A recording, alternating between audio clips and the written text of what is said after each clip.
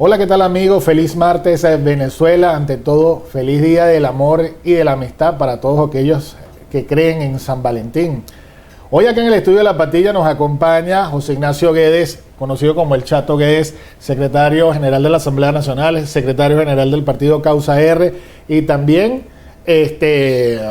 abogado de la República, ¿correcto? Cierto. Bueno, estamos en vivo también a través por Instagram y por Facebook Live. Gracias a todos los que nos siguen a esta hora. José Ignacio, vamos a empezar conversando sobre la noticia que está en el celofán, que está rompiendo el celofán. Y es que el día de ayer el Departamento del Tesoro de los Estados Unidos señala al vicepresidente de la República, insisto, cito comillas, es el Departamento del Tesoro de los Estados Unidos, señala al vicepresidente de la República como un narcotraficante y tener nexos, diferentes bienes en diferentes partes del país. Quisiera saber, como secretario de la Asamblea Nacional, qué acciones se pueden tomar desde el seno del Parlamento, acudirán a la Fiscalía, ¿cómo podría ser abordado ese tema y cómo lo ven ustedes desde adentro? Mira, bueno, hoy justamente hay una sesión en la Asamblea, yo publiqué como secretario del Orden del Día, por supuesto con 24 horas antes, como dicta el reglamento, y no está a ese punto porque la noticia sobrevenida, ¿no? De horas de la ya tarde-noche de ayer. Pero la bancada mayoritaria tiene la potestad de solicitar el cambio del orden del día, ¿no? Y posiblemente, pues yo presumo que se solicitará la inclusión de ese punto para que sea debatido. Bueno, y obviamente que lo que amerita es un debate y una investigación de ese caso, del caso de los narcosobrinos, del caso de Odebrecht y de tantos otros casos que en Venezuela lamentablemente por el secuestro institucional no se puede investigar, donde tú ves a todo el mundo y el hemisferio que están investigándose a los más altos jerarcas sin ningún tipo de complejo, y que aquí lamentablemente en Venezuela pues eso es imposible porque bueno, ya la democracia está en entredicho con un régimen abiertamente autocrático ya, militarista, y bueno, estamos quizás en un momento muy crítico de la institucionalidad democrática. Pero lo novedoso de este caso, en mi opinión, es el hecho de que se está hablando del vicepresidente, porque no es nuevo que altos funcionarios del gobierno sean asociados sean señalados por el gobierno norteamericano a temas de narcotráfico y otros temas importantes. Bueno, ha habido escándalos como el de los narcosobrinos, por ejemplo, y esto es un tema que, por ejemplo, el diputado de la Causa R, Américo de Gracia, ha centrado muy bien en su debate desde el principio. Yo por eso creo que lo novedoso aquí es que se trate del vicepresidente actual en ejercicio, además con una constitución que pone que en estos 2 años ese vicepresidente, bueno, en cualquier circunstancia puede llegar a la presidencia sin que opere una elección, y esa condición, que es un problema aparte que no quiero profundizar, pero lo traigo como elemento porque pone más compleja la situación. Ahora, pareciera ser que Maduro lo coloca vicepresidente para protegerlo, que esto no es nuevo, esto es una investigación que viene incluso de la administración anterior del gobierno de Estados Unidos, y ahora habrá que ver las implicaciones que pueda tener ya desde el punto de vista político y en la escena internacional el hecho que el vicepresidente esté señalado con estas cosas. A lo interno, yo sí considero que hay muchas cosas que investigar, hay unas compras de medios de comunicación que se hicieron muy sospechosas y que nadie investigó en su momento. Y bueno, yo creo que llama la atención que una noticia tan relevante como esa pase por debajo de la mesa, ¿no? En algunos medios de comunicación. Claro, porque justamente yo creo que esa ola de donde aquí se compraron medios de comunicación como que si fuera a ir al abasto a comprar verdura, bueno, yo creo que tiene que ver con esto. ¿Puede haber voto de censura contra el vicepresidente de la República? Está planteado en la Constitución, claro que es un mecanismo que la mayoría de la Unidad Democrática puede ejercer hoy o en cualquier otro día. Yo creo que lo que va a aplicar es la apertura de una investigación, y la comisión que, bueno, dará sus conclusiones, y dentro de esas conclusiones pudiera estar la solicitud de un voto de censura. O sea que es posible que en el orden del día de esta tarde pues se esté debatiendo el tema del vicepresidente Tarek El Aissami. Es perfectamente posible desde el punto de vista del reglamento. Sin embargo, todavía no les han notificado todavía. Eso, la bancada mayoritaria es la que puede ejercer ese derecho, y sabremos si lo habrá o no. Yo creo que que si no lo hace hoy es algo que va a tener que hacer el jueves, pero que no pasará esta semana sin que por supuesto la Asamblea se pronuncie sobre un tema tan importante como este. Señor José Ignacio, vámonos a trasladar a la parte de la Mesa de la Unidad Democrática. Usted es uno de los que suena como posible secretario general de la Mesa de la Unidad. De ser esto viable o de que a usted lo señalen o lo propongan o le den esas autoritas, ¿estaría usted dispuesto a dejar la secretaría en la Asamblea Nacional? Y si nos pudiera dar una evaluación técnica, ¿cuál ha sido ese transcurso de la MUD, el antes y hacia dónde deberíamos ir o hacia dónde debería ir la dirigencia política nacional? Mira, no sabía que estaba en las quinielas, pero aprovecho para... Está usted, está Luis Manuel Esculpi, pero... a Gerardo Blay tengo entendido que también estaba y parece que lo vetó un Nuevo Tiempo. Sí, no, pero hay varios que están ahí en la quiniela. No puesten a mí en este caso porque no está planteado. O sea, realmente lo que estamos buscando es una persona ajena a los partidos políticos, o sea, no ajena a la política, pero que por lo menos no represente activamente un partido político. Yo soy secretario general de la Causa R, partido por supuesto miembro del G9, pero que justamente la idea es llegar a unos consensos entre otros actores. Entonces ser juez y parte ahí pues no es una condición que no sería lo ideal. Yo en todo caso estoy al servicio de la unidad y por eso me puse mi nombre a la orden en esta Junta Reestructuradora. Le pedí incluso a mi partido que me permitiera ejercer una labor más de facilitador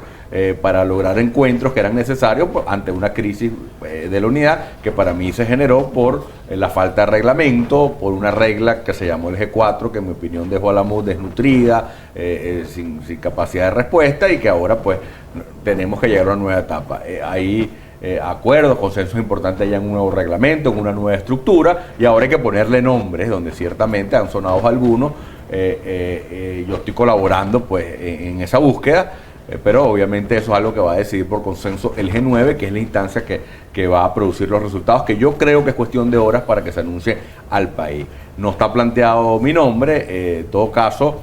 Lo que sí te digo es que por convicción propia yo estoy al servicio de la unidad. Yo creo que ese es el mayor logro político que le hemos dado al país, y yo creo que hay que defenderla, hay que reivindicarla y hay que fortalecerla ya con un nuevo reglamento y una nueva estructura. Me llamó mucho la atención muchas gracias a Chugo Turrealo en su discurso. Chugo no ha puesto su cargo a la orden. Se mantiene dentro de la MUD, quizás pudiera seguir aspiraciones de él, estar conduciendo ese barco, pero ante la opinión pública pues se escucha que ya la MUD debería tener un refrescamiento, ya debería de dar un giro de 360 grados e ir hacia otro camino, sin desmerecer lo que se haya hecho, pero sí darle paso a nuevas figuras o a gente que esté comprometida o que se comprometa aún más, para no decir que Chugo no estaba comprometido, que se comprometa más por resolver los problemas del país, sobre todo el tema de la unidad. ¿Cuál ha sido su evaluación técnica? Vamos a no hablar del pasado, ¿qué se debe hacer de ahora en adelante? Bueno, las gracias a Chugo me tocó hacerlo en nombre de todos, es un reconocimiento muy merecido. Chugo no está aferrado al cargo, obviamente su cargo está en revisión. Él lo que ha sido es un gran colaborador, yo diría promotor de esta reestructuración, sabiendo que esta reestructuración lo más seguro es que lleva a la sustitución del secretario ejecutivo.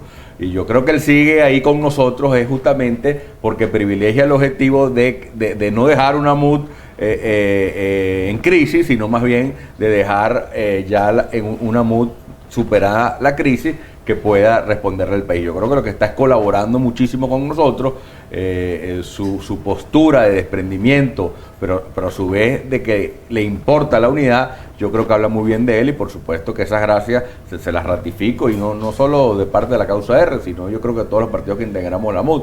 Bueno, Chugo fue el comandante de la batalla del 6 de diciembre de 2015, que yo creo que es el antes y después de toda esta lucha.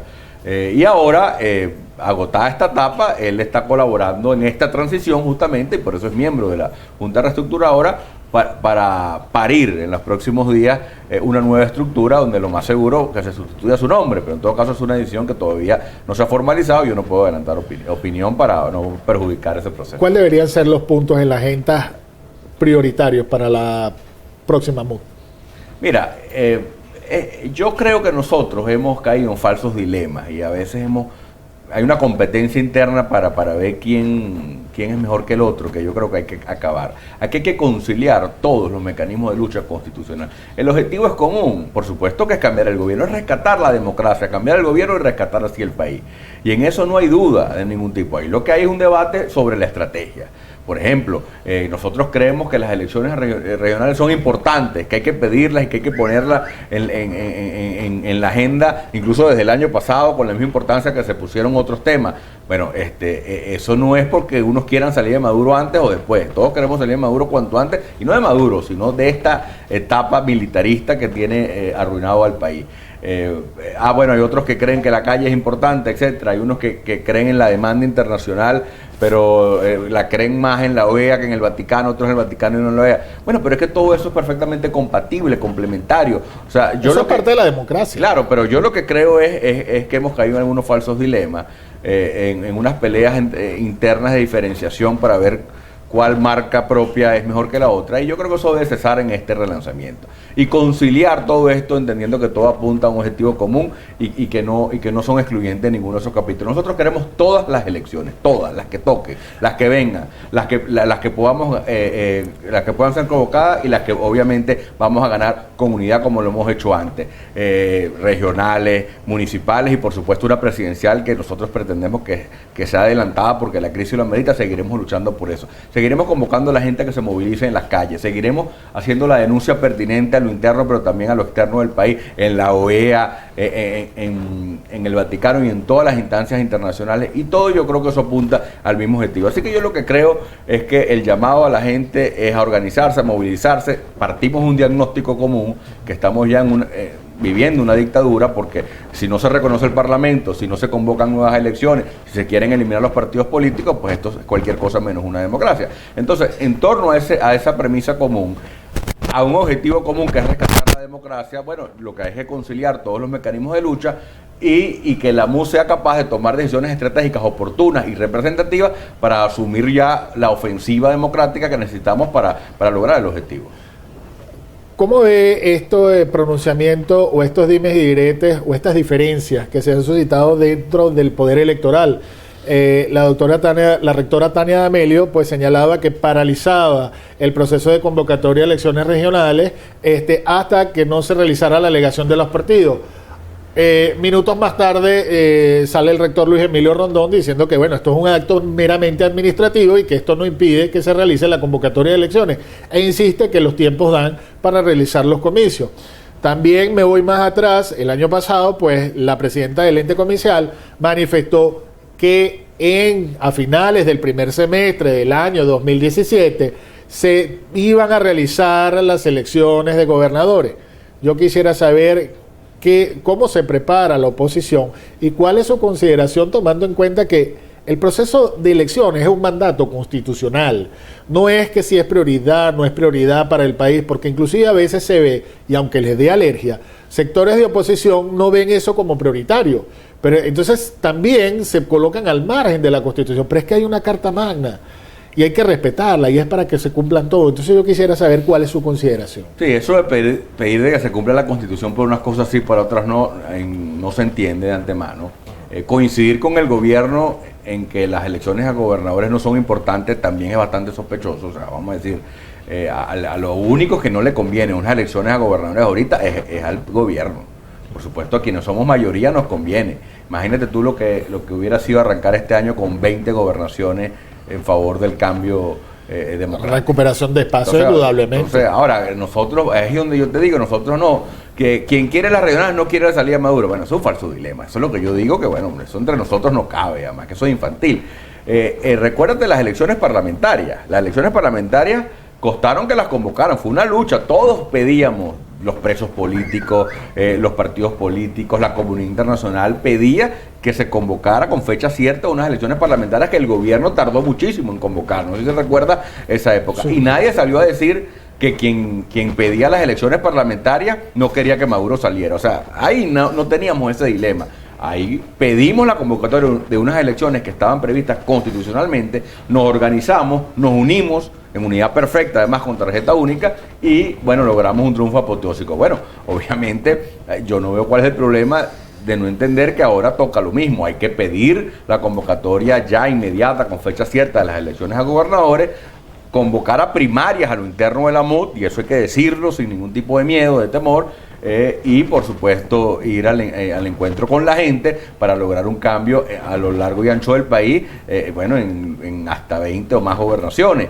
Eso totalmente compatible con la lucha, con la protesta, con la desobediencia, con lo que tú quieras, con las denuncias internacionales, con cualquier otra agenda. Entonces, yo creo que coincidir con el gobierno en el argumento de que las elecciones de gobernador son importantes, yo creo que ha sido parte un poco del debate a lo interno de la MUD, que ya está siendo superado, y sospecho, o más me atrevo a adelantarte, que en el relanzamiento de la MUD se va a ver una MUD muchísimo más clara, sin estos falsos dilemas, y entendiendo que hay que prepararse para las elecciones, cualquiera que venga, porque ese es nuestro tablero, y obviamente entendiendo algo muy importante, que en dictadura nada más subversivo en dictadura que el voto, y el voto seguirá siendo el arma para abrir la puerta de la democracia en Venezuela. Por razones políticas no quiero comprometerlo.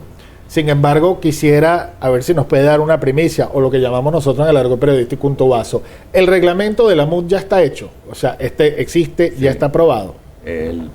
Existen muchos borradores que han sufrido cambios desde diciembre, y ya te puedo decir que hay un consenso. En horas de la noche de ayer se dio ya el consenso sobre el reglamento. O sea que posiblemente cuando se dé a conocer a la luz pública la instalación de la nueva directiva de la Mesa de la Unidad, es posible que que ya venga con su reglamento incorporado y todo. Sin duda, estamos ya en la etapa de ponerle nombres a la nueva estructura. Pero el reglamento... ¿Cambia el nombre de la MUD?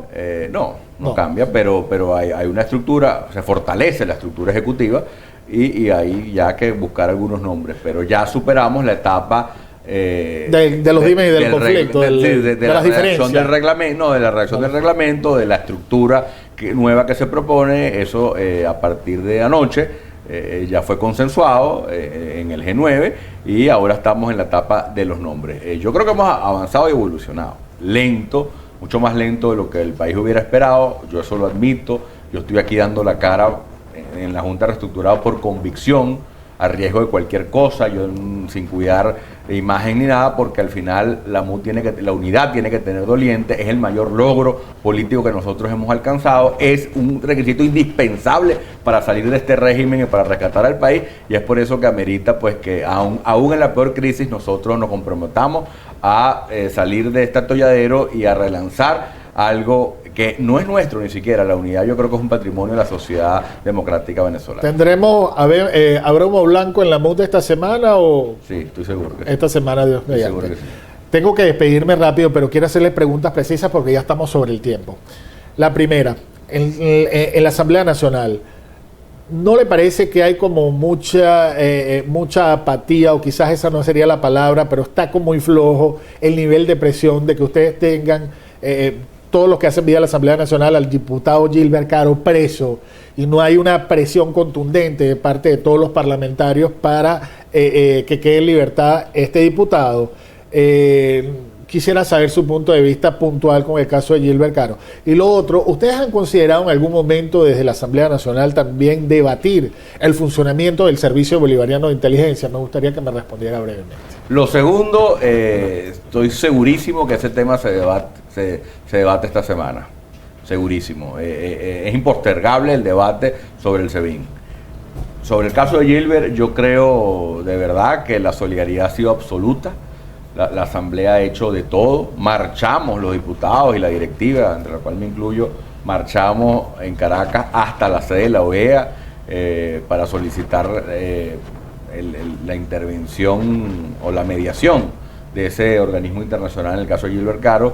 Los diputados han ido hasta Guárico, y las comisiones han sesionado en Guárico, han podido verlo ya, y todas las sesiones comienzan con un informe del estado de Gilbert Caro y una solicitud contundente para que cese el secuestro, porque eso no se puede llamar de otra manera que secuestro, porque no ha sido ni siquiera presentado a un juez, a un tribunal, amén de que tiene inmunidad parlamentaria. Así que, mira, yo creo que la Asamblea se ha abocado plenamente a este caso, pero estamos en una zozobra permanente que impide quizás que ese impacto se sienta más. ¿Cuál es la percepción que se tiene desde la Asamblea Nacional, desde del SEBIN?